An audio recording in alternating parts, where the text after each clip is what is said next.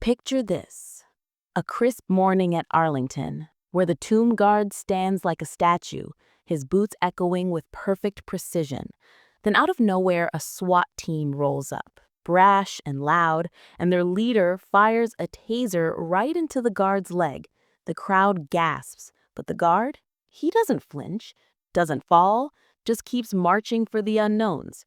Tourists are stunned. Whispers ripple through the air. What kind of man takes a hit like that and doesn't break? What they don't know is that a four-star general watching from the shadows is already on his way to the plaza, ready to remind everyone exactly what this place and that tomb guard stands for. Before we dive into this story, where are you watching from? Let us know in the comments. And if you believe that values like honor, courage, and sacrifice still matter, join us in keeping their legacy alive. It's a crisp fall morning in 2025, just past dawn at Arlington National Cemetery, Virginia. The air's got that cool, clean bite, and a thin layer of mist clings to the endless rows of white headstones. They stretch out like silent soldiers, each one marking a life given for something bigger. At the heart of it all is the tomb of the unknown soldier, a slab of marble, solemn.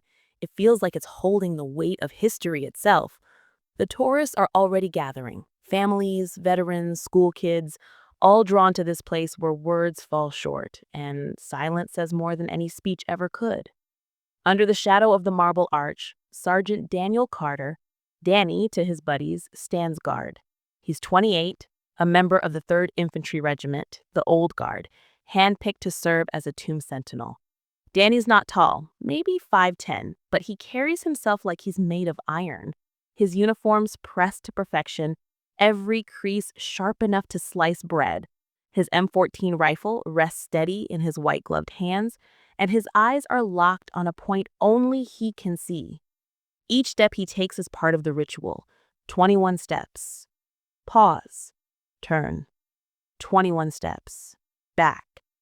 It's not just a march. It's a promise, a vow to honor the unknown soldiers who never made it home. Danny's no stranger to sacrifice. He did 2 tours in the Middle East, saw things most folks couldn't imagine. There's a scar along his left forearm from a roadside bomb that took out half his squad. He doesn't talk about it, doesn't post about it on social media. To him, the real heroes are the ones beneath that marble, the ones who didn't get to tell their stories. That's why he's here, why he volunteered for this duty. It's not about glory. It's about giving a voice to the voiceless. The crowd's quiet today, respectful. A dad holds his daughter's hand, pointing at Danny and whispering about honor. An older veteran in a faded army cap watches with wet eyes, remembering friends who didn't come back. A group of high schoolers, usually loud and distracted, stand hushed, phones down, sensing they're part of something bigger. The rhythm of Danny's boots echoes through the plaza. Click, click, click. 21 steps, pause, turn. It's hypnotic, like the heartbeat of the nation itself, but that rhythm's about to get interrupted. Across the plaza, 3 black SUVs roll up, tires crunching on the gravel path. They're not supposed to be here. Arlington's got strict rules, and random vehicles don't just pull up to the tomb. The lead SUV's door swings open, and out steps Lieutenant Mike Brennan, 38, a SWAT team leader from a local police department. He's broad-shouldered, decked out in tactical gear, with a swagger that says he's used to being the toughest guy in the room. Behind him, 4 other SWAT officers climb out, all kitted up with vests, holsters, and tasers clipped to their belts. They're here for some kind of joint training exercise, supposedly cleared through higher-ups. But the way they move says they don't care much for the rules of this place. Brandon scans the plaza, his mirrored sunglasses catching the morning light. He spots Danny, mid-march, and a smirk curls his lip.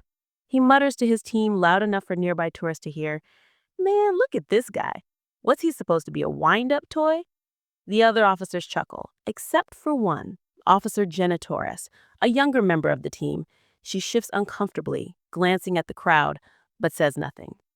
The tourists stir, uneasy. A park ranger stationed near the rope barrier steps forward with a polite but firm tone. "Sir, this is a restricted area. No unauthorized personnel beyond this point." Brennan flashes a badge without breaking stride. Lieutenant Mike Brennan, Tactical Response Unit. We're here on official business, joint ops training. Got clearance from the top. The ranger hesitates, checking his tablet. Sir, I don't have any record of— Relax, buddy. Brennan cuts him off. We're just observing. No harm, no foul. He steps past the barrier, his team trailing behind. The crowd parts like water around a shark. Brennan stops a few feet from Danny, who's paused at the end of his march, rifle at his shoulder, eyes fixed straight ahead. Brennan tilts his head, sizing him up like he's a carnival attraction. So this is it, huh? The big show.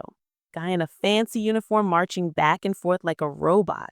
What's the point? You guarding a ghost or something? Danny doesn't blink. His face is stone, his body rigid.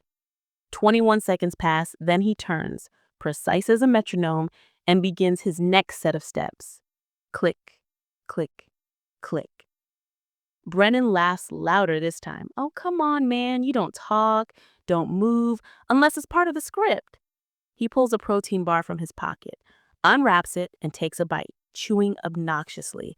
I bet I could wave this in your face and you wouldn't even flinch. Trained to be a statue, huh? The ranger steps closer, voice sharper now. Sir, you're disrupting a ceremonial detail. Please step back. Brennan waves him off. Chill, man. I'm just testing the guy's focus. Allies, right? We're all on the same team. He turns to his team, grinning. Bet you $20 he's asleep under that hat. The crowd's getting restless. A mom pulls her kid closer, whispering, why is he being mean to the soldier?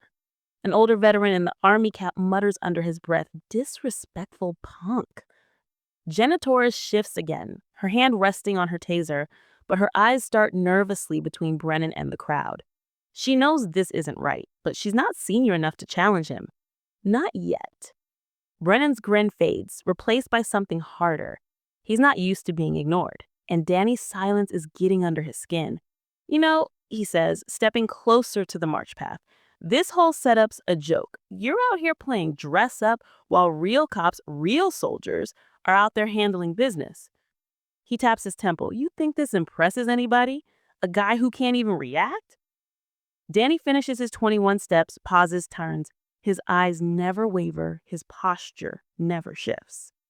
Brennan's jaw tightens. All right, fine. Let's see how tough you really are. He unclips his taser, a black and yellow device, and holds it up like a trophy. Just a little test, he says, loud enough for the crowd to hear. Training exercise. No big deal. The ranger lunges forward. Sir, you can't. Too late. Brennan aims and fires. The taser darts shoot out, hitting Danny in the thigh, just below his uniform's polished belt. The electric buzz cuts through the morning air, sharp and ugly. Danny's body tenses, his grip on the rifle tightening so hard that blood seeps through his white glove, staining it red. His jaw clenches, but he doesn't fall, doesn't cry out, doesn't break his stance. The crowd gasps. A kid screams, Mommy, he hurt him. The veteran in the cap steps forward, fist clenched, but stops himself, knowing he can't cross the barrier. Brennan steps back, grinning like he's won something. See? Statue's still standing. Tough guy, huh? His team laughs nervously, but Jenna's face is pale. She mutters, Mike, that was too far. Brennan shrugs. It's a taser, Jenna. Low voltage. He's fine. Look at him. And Danny is fine. Or at least he looks it. He's still standing, eyes locked on that invisible point, rifle steady. The taser darts dangle from his thigh, a dark scorch mark spreading across his blue trousers. But his face is a mask of discipline, his body a monument to duty. The crowd's silence isn't reverence anymore. It's shock, heavy, and electric, like the air before a storm. Inside the nearby security post, a ranger hits a button marked Urgent Incident.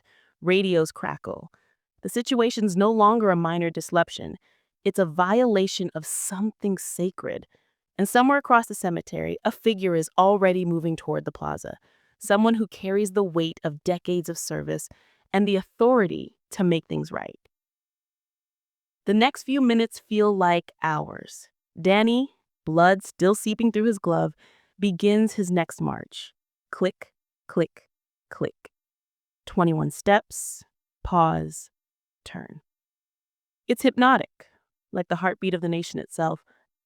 Brand's still talking, trying to fill the silence with bravado. Come on, man, admit it. You felt that, right? No shame in it. His voice is louder now, but it's starting to crack. His team's not laughing anymore.